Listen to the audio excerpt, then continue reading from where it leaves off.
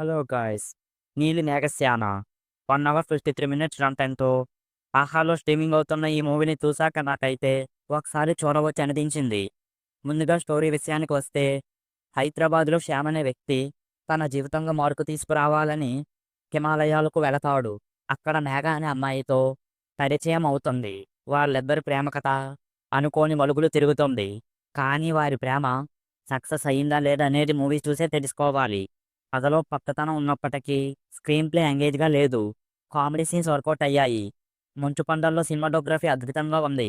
కానీ కథలో లోతు లేకపోవడం పెద్ద మైనస్‌గా చెప్పవచ్చు. మూవీ స్లో నేరేషన్స్‌తో సాగుతుంది.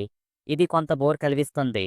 ఇక యాక్టర్స్ విశ్వదేవ్ రాజకొండ, పాయల్ రాధాకృష్ణ, తనికెళ్ళ భరణి వీళ్ళు తమ పాత్రలకు న్యాయం చేశారనే చెప్పాలి. అద్భుతమైన cinematography, movie 1 hour 50 minutes run టైమ్‌తో ఉండటం ఇవి మూవీకి ప్లస్‌గా చెప్పవచ్చు. Slow narration, engaging screenplay లేకపోవటం ఇవి మూవీకి మైనస్‌గా చెప్పవచ్చు.